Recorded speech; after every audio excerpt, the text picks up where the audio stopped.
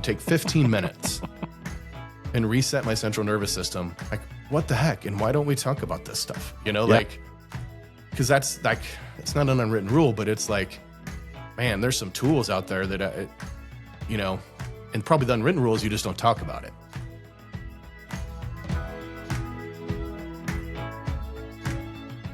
Hello and welcome back to Work But Make It Human, the show where we take archaic ways of working and make them applicable to the current world of work and make work a little bit more human.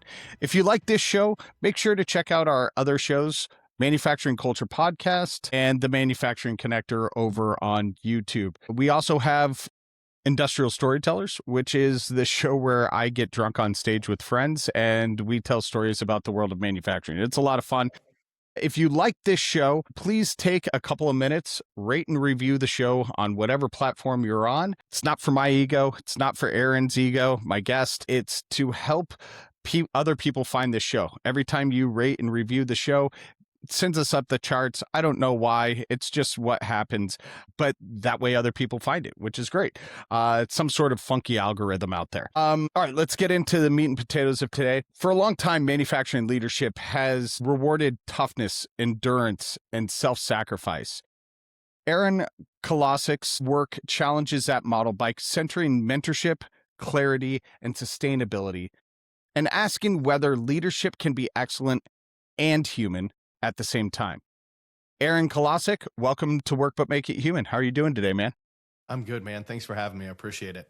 Absolutely. We've been working on getting this teed up and recorded for a while, so we're going to have a lot of fun today. We're going to really dive into some myths of leadership that we want to dispel and make sure that people walk away from today knowing how to make work a little bit more human. So, Aron, our icebreaker on the show is, what is the most ridiculous workplace policy you've ever encountered? And that can be as, like an employee somewhere, a leader somewhere, or in your current role, coaching and consulting.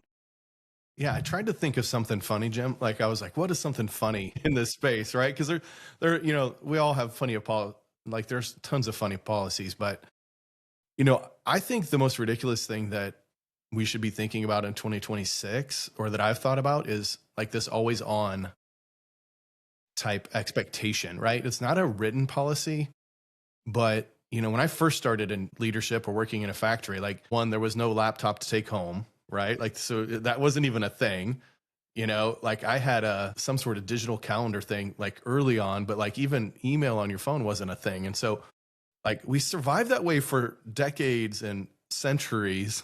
But now all of a sudden we think that it's like you need to be on all the time. And I find that to be a little bit ridiculous. Like, it's never been that way. I agree. Yet now, because we do. And I don't think that makes things better. Yeah, I totally agree. I think that in the industry we're a part of, right? And there are a lot of other industries that this doesn't apply to. But the industry we're a part of, the frontline, the employee, they're not taking work home. Right. And because you can't take home like a machining job, you can't take home a welding job or an assembly job. That's just, you clock out and you go home. But we look at our mid-level managers and higher level managers as somebody who needs to be working 16, 18, 20-hour days to be able to be effective. And it couldn't be further from the truth. Yeah, it doesn't give you a whole lot of freedom to think. Right. I think I did a post on LinkedIn one day that was about, hey, before 8:30, I refused to look at my email. And let's get perspective. It was 8:30 in the morning. I'm not talking noon. I said 8:30 in the morning. Right. And I had this violent reaction on both sides. And it really was not because I didn't want to be up to speed. It was, I had a 45-minute drive. I lived down in Phoenix, at the time, when I was driving from Northwest Phoenix to downtown. And that time I had some of the most, what I would think, brilliant ideas, right? At least had ideas. Absolutely. And I would come in and I was like, oh man, if we could do this, this, and this, it would make a huge difference. But as soon as I picked up that phone, if I looked into the email, everybody else's problems became my problems. I started thinking about it. And it's like, well, then the voice was so loud in my head that I just couldn't even think. So like, you do that for days and weeks and months. And at the end of the day, we're creating people that no longer think for themselves. And then when we add AI on top of it, like we're really not thinking about how do we make the move. So that's one, as I thought about it, I'm like, that's the one where I'm like, man, we've got to learn to shut it off. Absolutely. Definitely. It makes for stronger employees when they are able to recharge and recoup and have some time to think. And I don't know any leader in any industry that hasn't at one point said, why am I the only one coming up with ideas? Well, typically you're the only one coming up with ideas because your employees aren't able to turn off and let ideas come to them, right? So great answer, man. I love that. I got to figure out if I'm going to make like a calendar out of these responses or something like that, because Right. that was a really good answer. So Aaron, when you look back on your career, was there a moment that you can pinpoint that leadership, your role in leadership felt lonely? Mm. Yeah. I mean, multiple times, but I think, the first time was when I was a plant manager, like really, really felt lonely, or maybe the second time. The first time I had an opportunity to move to Europe. And when I moved to Europe with my family, which was a great job. And so I was there as a director of a company, but I was looking for the next assignment, right? Like for me, it was let's go do this assignment so that you can be into the next one.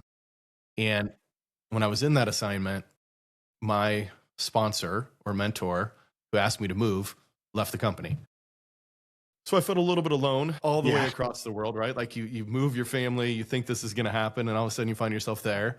And then the next sponsor and mentor came along.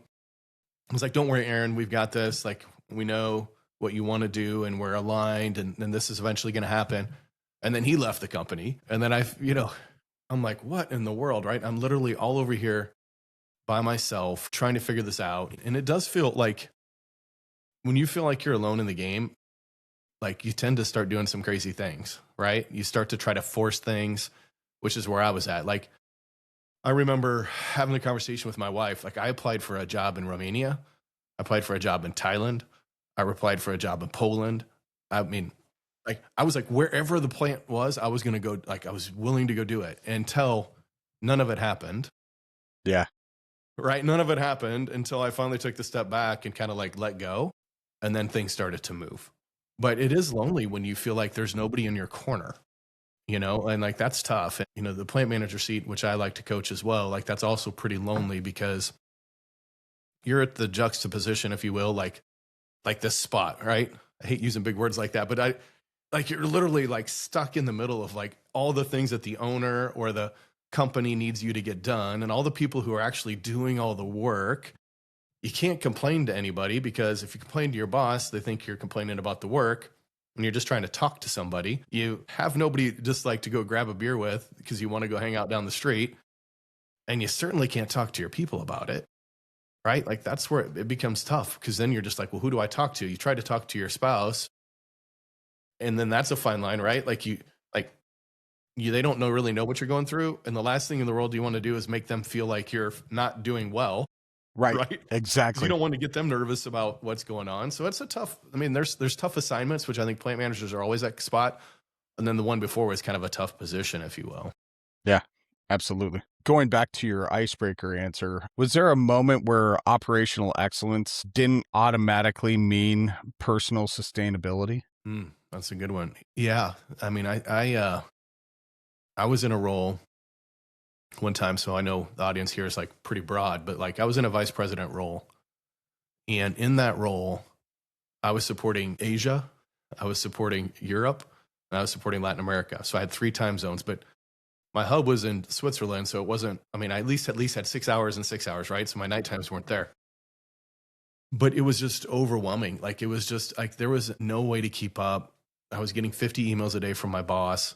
Like you're just, you're trying to keep your head above water. And I just couldn't. And I think we've all reached points at that time, right? Whether it be, the work is always there. I mean, for people who are in operations, continuous improvement is kind of how they are, right? We want to get better. But the difficult part of being in operations is knowing that it has to be paced. Absolutely. Right. So was there somebody who helped you through that, and how did they help you through that?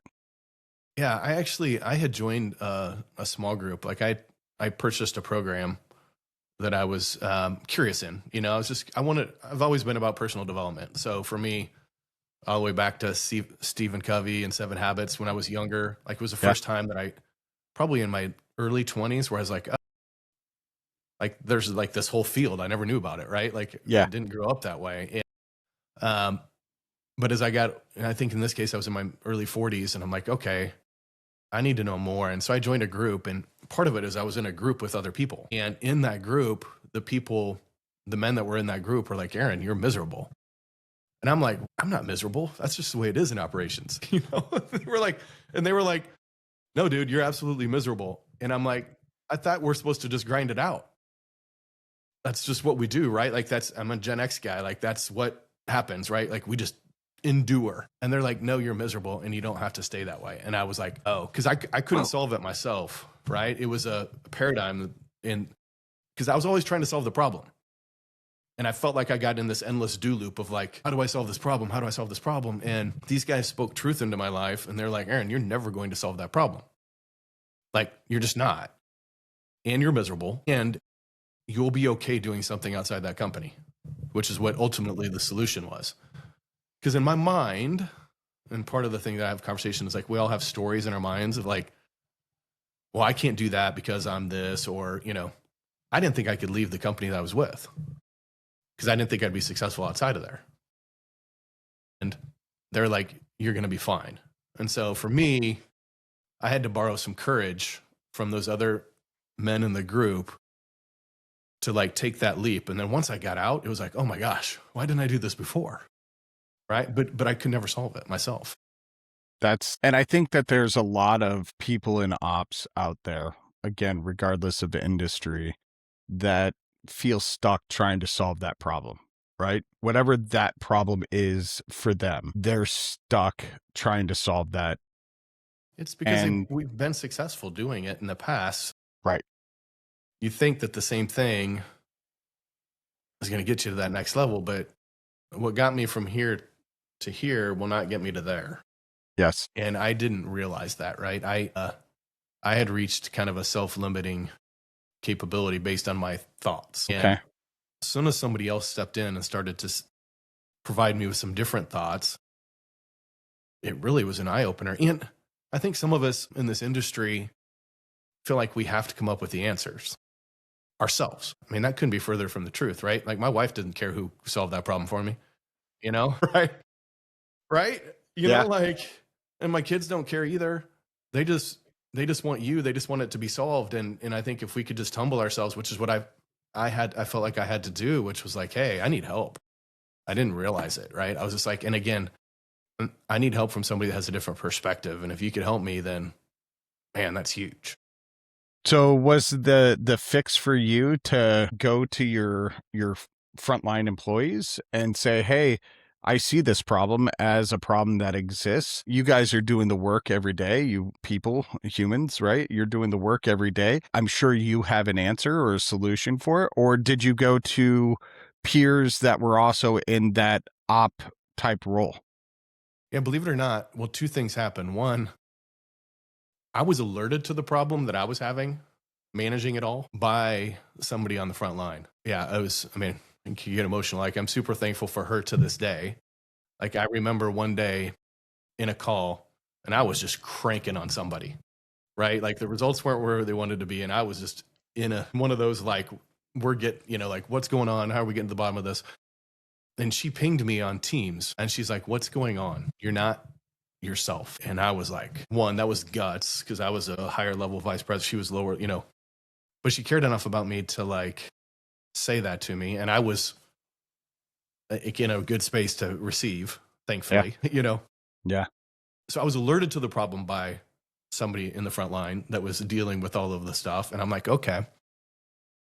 But I actually had to step out of the industry a little bit, frankly, to get different perspective because I needed somebody that had a completely different view. Yeah. Because my peers all believed the same thing. Interesting. Right? Okay. Because it's like we're all, especially in the company I was there for 23 years. Great company, amazing company. Culture is really, really strong. But that diversity of thinking, when you've got, and they only hire from within. So like when you get up to the 20 plus years, like we pretty much all think the same. And so like the ability to solve that problem, I needed outside influence to kind of solve it. Yeah, I get that. Aaron, after spending multiple decades in some of the most like demanding manufacturing environments out there, what have you learned about what leadership is supposed to look like? Great question. I think for me, leadership begins with caring. Okay. Tell us more. So when you're like in that time, and like you think through I had plants in Austria, India, the US, Mexico, Brazil, they're reporting to me. So incredibly diverse and super thankful to go visit all those places. But like at the end of the day, when somebody reports to you and is in a tough, demanding job, if they believe that you care for them, like they will go to the next level. Like they will push hard. And you can Sure. be demanding. Yeah. You know, because I'm not talking about being weak, because we need to push to get to that next level. But if they know you care, then they're not going through this conversation in their head of like, Aaron's going to get rid of me, or Aaron doesn't like me, or Aaron, blah, blah, blah, blah, blah. It might be, man, Aaron's tough. But at the end of the day, if I celebrate with them in the wins and I show them that I actually care, and I think about what it's like for the plant manager to relocate his family from one section to another section in COVID, like that was hard. Like, and if I didn't show grace during that period of time or care, we could have lost that guy. And I think I've had bosses myself that have been incredibly demanding on me. But when I knew that they cared, like, yeah, I was a little frustrated at times because like you could back off a little bit, but at the same time, I knew that they were there to make me better. And I think for me, that piece of like caring just comes down to like, it's the first fundamental of leadership. Like we can put a lot of different things on there, but like, if you don't care about your people, it's Right. pretty clear. Yeah, absolutely.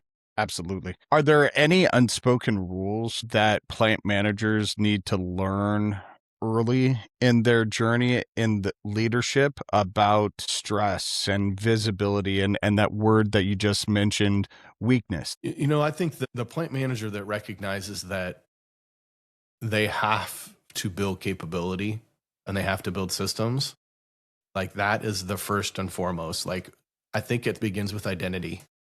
As we grow, our roles change. And when you step into a seat where you are the leader of an organization, machine shop, a factory, whatever that may be, you are now the company. So like for me, like that is the first thing. Like you think about like you are the company to those people who are working for you. And so one, you have to, that in of itself brings stress. But then two, recognizing that you don't have to do everything is part of the game. Like you have to be looking for systems. You have to be thinking through that, because if you don't, it'll eat you up. Like it will absolutely eat you up. I see this all the time with some folks that I coach where I'm like, if you don't start asking the systems question, you're going to be in trouble. And probably the other one that a lot of us, and I did not understand this probably until the last decade, but stress is a unique thing. We talk about mental health a lot, right? Like I'm sure you've probably talked about it on this one before. But when we actually talk about what to do about mental health, like there's little talked about. Yeah. Like there's recognition that it's important, but there's like, so what do I do? And how does it actually work? Yeah. And so for me, there's two things that I always tell people. Like one, there's the noise in your head, which is like cognitive load, right? Like it's how much you're carrying.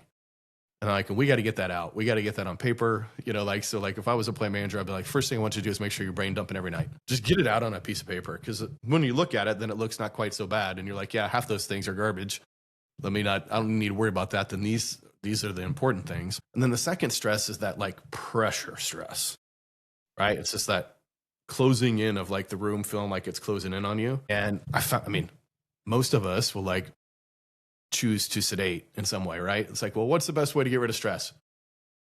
Bourbon, craft beer. Like my favorites are bourbon and craft beer, right? But there's so many things, right, that we do that are kind of like short term, but all that is like you like inflated a balloon in there to like hold the pressure out.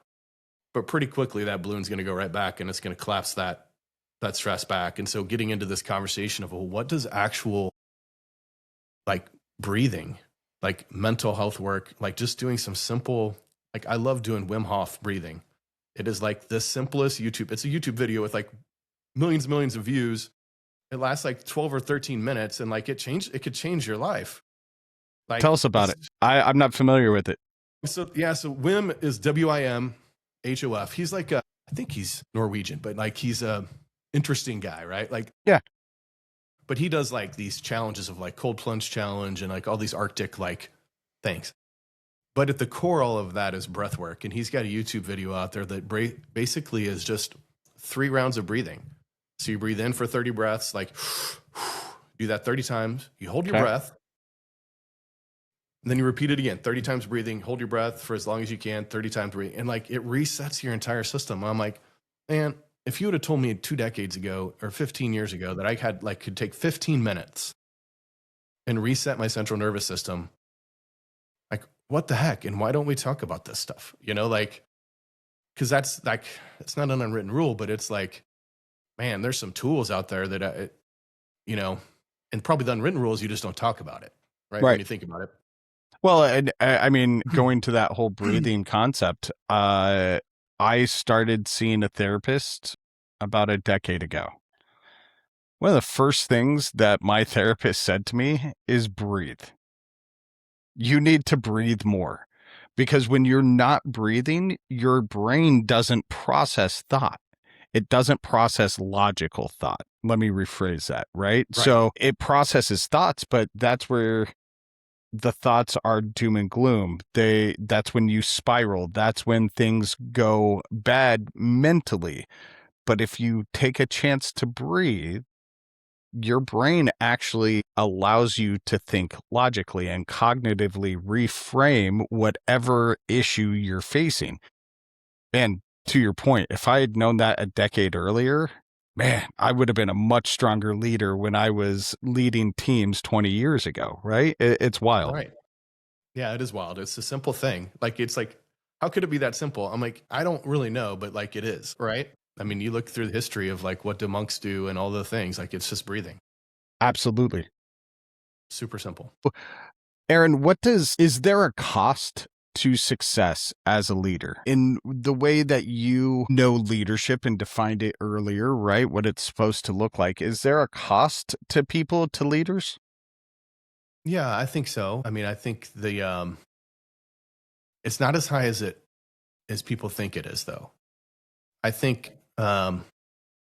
we all go through seasons, right? So I look at my career, and there certainly were seasons. And I mean, I look back, and in 2020, I was in Switzerland by myself, right? Because my family my youngest son was going to be a junior in high school. And the sacrifice that I was willing to make was, hey, we're going to go 2 years. I'm not going to have him move, but I'll travel a lot and do all of that. So there certainly is sacrifices that must be made, right? Like there is a cost to that. Now, at the end, I chose not to do that after a period of time, right? I was like, this cost is too much. And I think that's the part where I'm getting to, whereas a lot of these things can be done. You're on the road a lot, right? You're on the road. I've been on the road a lot in my career. I used to say to myself, well, I'm not going to call my wife unless I have an update. That cost is high.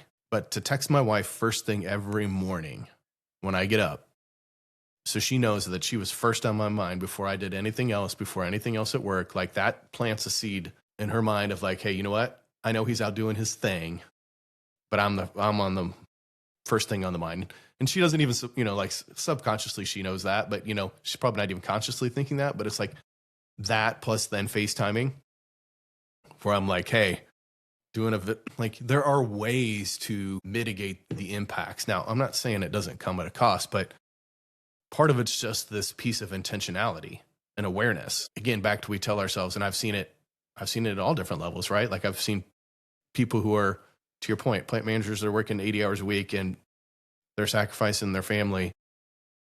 And the story is, I'm doing this for my family, right? That's the number one dominant story that most high achievers, drivers are doing. Yes, and let's not lose them along the way, right? Let's be intentional. Let's be intentional about our taking 15 minutes to do some breath work. Let's take some 10 minutes, 5 minutes. I take 5 minutes a day to journal, just 5 minutes. But like there's simple things we could do if we would just talk about these things in terms of like, I think that's the whole purpose, like this podcast of like, we are human. Like we're not machines in this world. Like at the end of the day, well, frankly, even machines need to get defragged every once in a while, right? We got to reboot them. Yep. So like, why would we not be intentional about like the world we're trying to create for ourselves to make sure that we're not losing that along the way? And so I think the cost can be high, but I think it can be mitigated if you take the right time. I like that. I like that. Aaron, you and I have talked a lot about mentorship and what mentorship means. And you've said a couple of times to me that mentorship is kind of absent or missing in today's leadership space. So, going along that same line of cost, what is the cost of that absence of mentorship in leadership development?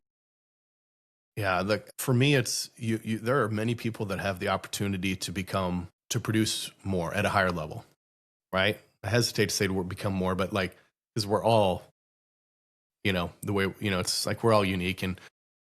But there are people that fall short of what they could have been. And I think that to me is a sad statement, right? Like there are people out there that are incredibly talented, but because we didn't take the time to get to know them and understand and share or invest in them, that their impact wasn't as big on the world as it could have been. That's a big cost. I think for companies, turnover is real. I mean, I mentioned the 50 emails I'd get a day. That was in a command and control environment. It's 2026, right? Like there is not a Gen Z or millennial that wants command and control. Nope. Not even a little Right? bit, man.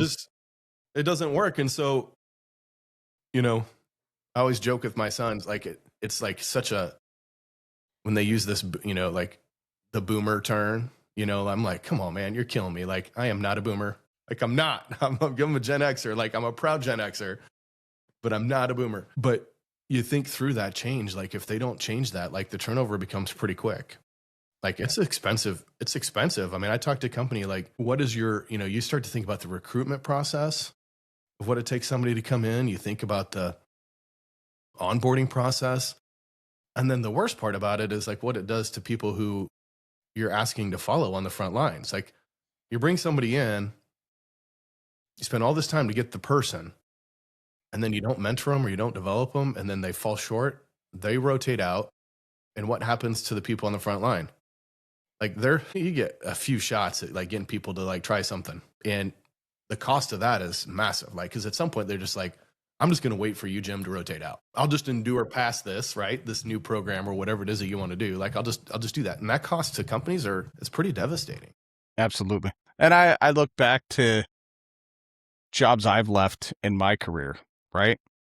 A lot of times it was due to poor culture, poor leadership, and lack of mentorship, right? Lack of development of me as a human, as a person, whether it was rank and file at the, front line, or it was as a mid-level manager or director. I hit certain points in each of my roles where, and looking back on it, I probably didn't have the people above me or upstream that had the skill set to mentor me beyond where I was, right? But 90% of the jobs that I've left have been for one of those three reasons, Yeah. right? And I'm a Zennial. I'm that Gen X millennial cusp, right? People younger than me, they don't put up with that BS, man. And we see, not only do we see this in our industry and manufacturing where people will leave a company, but they'll jump ship from the industry as a whole if they don't feel like, if they give a couple of options or opportunities to companies in an industry, when they're young, they'll say, well, screw this. The entire industry this must be indicative of the entire industry. So I'm just going to bail because I need more out of my career, right? Do you see that Sure. often? Yeah. And that's actually, it triggers me in a good way because I'm like, manufacturing is an amazing industry. Like it's like I have learned so much about leadership, about people, about ability just to do and see amazing things. But then to see people jump ship and leave, we're in a point in the US where we have an opportunity to actually grow our manufacturing footprint, but who's going to want to be in there if we are not supporting them?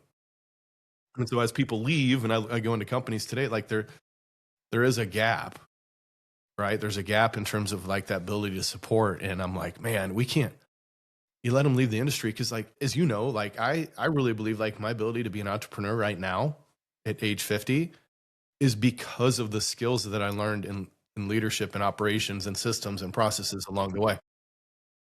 It set me up to do some incredibly freeing things and impactful things. But yet, if I would have jumped ship, could have been totally different. And so I think there's a lot of people that do that. They do jump the industry because they're like, if I mean, nobody wants to get a phone call that the pipe has burst or that somebody's finger was cut off, or like these are tough moments. Like, I think I wrote a post on this last week. Like, like it makes you into something when you have to.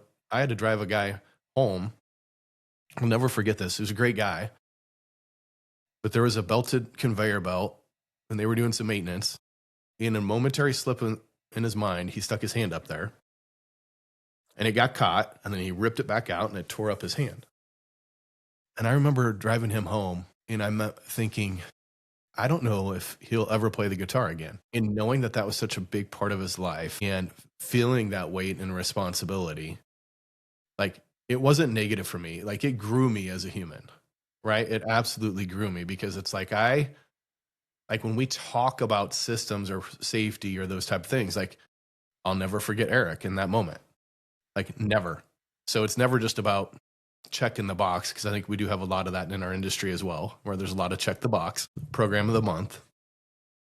But man, if we can help people see, like with mentorship, with support, that this doesn't have to be the same way it was when I grew up in the business, right? It's very different. Like there are, it's funny, actually, if you think back to my earlier comment, there's probably what's this, 2026, probably a 30-year, not maybe not 25 or 30 year, like those who were before 30 years ago had a completely different way of life that when they were exiting. And now here we are, pendulum swinging back with the millennial, like saying, hey, what if we could actually do this different? What if we could actually, with support, with coaching, and with, giving some permission to say, like, you don't have to be on all the time. You might have to be on call all the time, but that doesn't mean that your phone, you're engaging. Like we could keep some more people in this industry, because I do think it's incredibly growing. I agree. And I've made a number of posts on LinkedIn about, I feel like, and there's a lot of data that supports this, right? Our skills gap that we've talked about for 25 years in manufacturing, that's self-imposed. That's stuff that we did to ourselves based on policy and some corporate greed in the 70s, right? He's offshoring all of that. Yep. We do have a very unique moment right now where we are looked as an industry to grow and bolster our percentage of GDP and growth of the economy as a whole. And I don't think that the gap is necessarily at the skills level. I don't think that it's the front line that we've been talking about for 25 years. I think that it's at the leadership level, because and this is where it could be a hot take, could be controversial, but I'm going to say it anyway. You, Gen X, me, Zennial, right? Same general couple of years separating us. A lot of people our age saw the older generation having to work longer in their careers, having to work longer as managers or supervisors or directors or whatever that role was for them. And we grew up saying, we're going to tough it out. But what that did for us unintentionally was tell us, all right, you may never move up in the ranks. You may never get to that next level. So we got complacent in our self-development of our leadership abilities. And we have ended up with this generation of people our age that aren't asking for promotions. We're not asking to be that next up when it comes to leadership positions. So we're being now skipped. And you see this in a lot of plants and a lot of machine shops, fab shops, where there's a millennial or younger who's being moved into a supervisor or plant manager type position because the Gen X are just, they didn't want it, right? So you've got this massive gap between a baby boomer generation and a millennial in skill set and how they deal with people. And it's a lot harder to transfer knowledge when you're skipping a generation than it is when you're going systemically down the generations. Do you see, is there, from your point of view, what I've just laid out, is there validity in that? I mean, Yeah, no, I think you know, it's interesting. I was just racking my brain of like books that I've read through the years that have had a massive impact on leadership development. Stephen Covey, right? You go through that. And then it's like there's a void until Tim Ferriss' 4-Hour Work Week. Yeah. Yeah, I follow John Maxwell. I love John Maxwell, 21 Laws of Leadership. And there's some great principles there. But John's a boomer. Stephen Covey is a boomer. You know, like this, like you think through like what really came from the Gen X generation in that context. I'm racking my brain of like, who is that? No, and it's really the younger ones that come up below that, right? So if you look at the absence of personal development material in that generation, that would reflect the fact that we weren't thinking about that. Like we weren't even coached it. I do feel a little bit of an anomaly in the way I kind of fell into I had some great mentors myself, thankfully. But yeah, I see that, right? I see that, and it's easy because that's the other thing that's shifted in the industry is the shift from pensions. So when you think through the belief at my age and a little bit older was you stay with the company for 30 years, 40 years, and they take care of you, and that's your retirement. Those programs changed. I mean, the program changed very simply. Like the company that I started with, when I started, by the time you reached 20 years, 23% of your salary was getting lodged into the pension. 23% a year.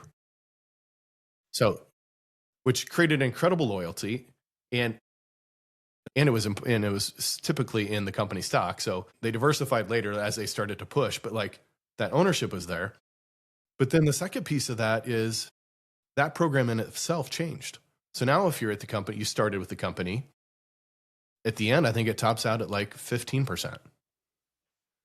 So like that changed. And so like all of that ownership and belief, like it changed, but yet with the lack of development and leadership, and I guess that's why where I was going was the Gen Xers will stay and they'll finish because it's easy to drift.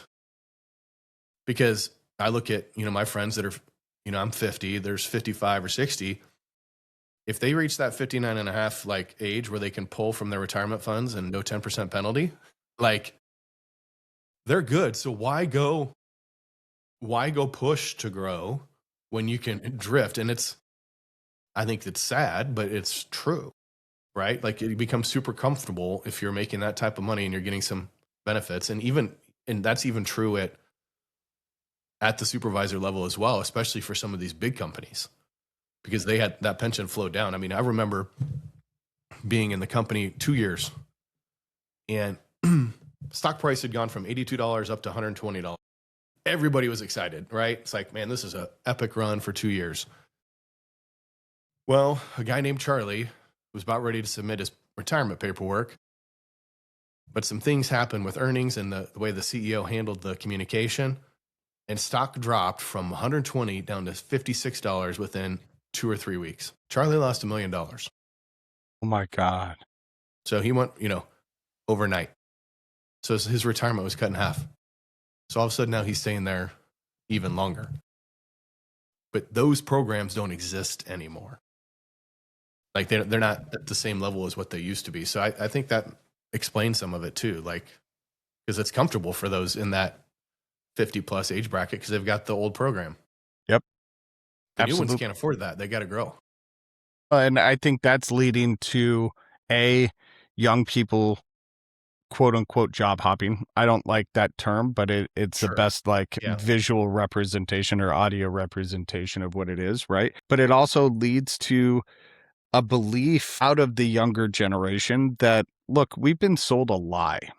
We were told you go to school, you put your head down, you learn something, you graduate university, you graduate trade school, whatever it is. You put your head down for 40 years. You are then taken care of in retirement, right? That's a lie. As we were told it, right? And so now the younger generation is like, well, fuck this. I can cuss. It's my own show. You can cuss too, Aaron, if you'd like. All right, appreciate that. Once you give me the authority. Yeah, just fuck that. Like if I'm going to not have that promise that was told to me, then I'm going to enjoy a lot more of my home life and my personal life than sink as much into work and have that stress that, some of the things that we talked about earlier and burn out because it's not worth it. I held up my end of the bargain and the social contract on the other side isn't being lived up to. Is there validity in that? Yeah. I mean, you look at those changes, right? Why would you, if in the day, like the promise isn't there. And my son, I have a son that's 24 and we're working through, we're actually building him a house, which is pretty cool. So like we've got like 100 acres out here. And so we're building him a house just like over that way. And as we do that, we're going through the financing, we're having conversations. The median age for a new home buyer today is 40 years old. So you think through, it's not just the promise of the retirement and all of that, right? Like, it's like this belief of like, oh, I'm going to get to retirement and then I'm going to live my life. Because that's literally the way I was raised. That was the way that I watched the world, right? Like, you can't do all these things, but if you sacrifice that, then you get to the end. And they're kind of like, I don't know if it'll be there at the end, so I better be living. I want to live now. And so I think through that, again, things are more expensive for people coming out at this time.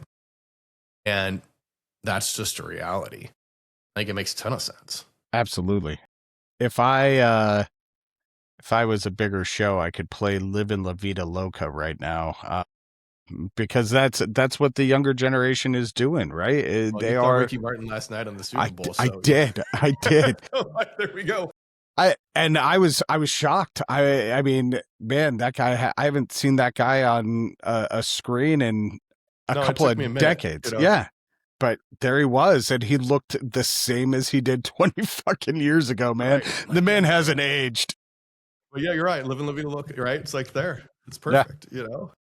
I mean, it's good because I have a son that's 22 as well. Completely different. I mean, he's the same way. I mean, he is for sure a Gen Zer, right? You go through the job and how he thinks about I'm like, hey, do you want to do this, do that? He's like, no, I'm good. I mean, he's got a really incredibly active social life. I mean, he's not the driver, his girlfriend is, but he's living way different than what I did, and there's times where I'm like, come on, dude, we got to but he does well. And he's in engineering school. He's getting good grades. He's got an internship and co-op. And I'm like, so then I have to take the step back and say, am I putting my frame on you? Or what's the real perspective? The perspective is he's doing an incredible job. He's got a great relationship. He's a very good kid. He's working for a company, like these are the perspectives that we have to put on because we can't just frame it in our lens, right? And I think that's also a piece of mentorship, which is a judgment-free zone. Yeah, absolutely. You gotta be judgment-free. So along those lines, how does that giving yourself that permission to lead more as a human and not as a machine, as you mentioned earlier, how does that change the landscape of the world of work? And how does that change the way that your direct reports or the people you report to, how does that change the dynamic? I think, again, it gets back into, we're not here to get into people's stuff. Right? Because I think there's a fine balance between, and again, all of us are different. Somebody will tell you everything and somebody will tell you nothing, right? I mean, that's just the reality. And I don't ever want to be a person who's in a leadership role that's making you feel uncomfortable, which is why I'm saying you really have to adapt your approach based on where they are. But you better find out what's important to them, you have to find out what's important to them. And if that is, their family, then make sure you're supporting them and encouraging them in that space, in recognizing that there might be a point where you have to actually step in and say, hey, how's everything going? And, oh, by the way, you need to get your butt home, right? Because you truly do care. If it's their physical health and things start to go off the path, you can just ask questions, right? There's no judgment. You're not saying, you should do this. I think sometimes with family and getting out of work, you have to be forceful, but like the other things, I'm like, how's it going? How can I support you? How can I, again, I think leaders who care ask great questions. They don't just say, you should do this, Jim. And I think that changes the interaction and the commitment. Because back to the piece before, you left because of leaders that you couldn't see yourself growing. And when you're in the opposite seat of that, there is still loyalty in this world, right? Like this, to your point, job hopping is not the piece. I really think it's this piece of like, do they fully feel alive? Do they fully feel supported? Are they growing? Are they being heard? Are they, like these are all the questions that need to be answered rather than just saying we have a generation that just likes to jump jobs. I'm like, that's not true. Like what's true is we have a generation that's not asking questions to actually care about people and change the paradigm of the way we think. Like I've been blessed to have a millennial brother. I have blessed to have 2 Gen Z kids. So for me, it allows me to see that in real life action, right? Like I've had that firsthand, but if I didn't apply that and I was just putting it all in my lens of like, well, when I was your age, no, if you show care, people will follow. Yep, absolutely. Aron, what haven't I asked you that you want to share with the audience? Because this has been an amazing conversation. I want to make sure I didn't miss anything that you wanted to talk about. Jim, I think for me, this just goes back to this concept of you can't have it all. And yes, it does cost you something, like everything that's worthwhile. But I would say if you treat it as an investment rather than an expense, like it'll change, right? Like, when you invest something, you're trading for something of lesser value for something of a better value. Like if we think about that, like, and we're intentional about those areas, I just want people that are listening to say, hey, there is a different way. Like, that's all I want people to challenge themselves to say, maybe I've been thinking about this and I am burnout, or I'm not sure how I get to that next level because I'm kind of stalled, right? Like I might be blocked politically. I might be blocked this way. And I'm like, well, but what if you had a different perspective? What if there's you need to talk to somebody else and don't have to try to solve it yourself?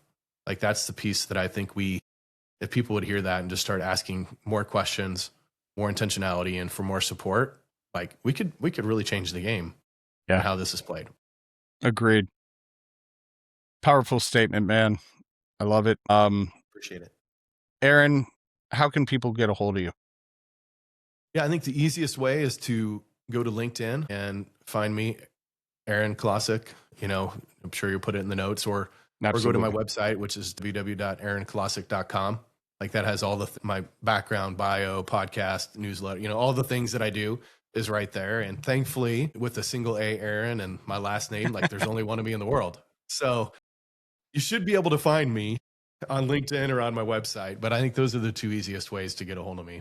Awesome. And do connect with Aron on LinkedIn. He posts some amazing content on there, some amazing tips, stories. He's vulnerable. He's everything that I curate my LinkedIn feed to be. So connect with him over there.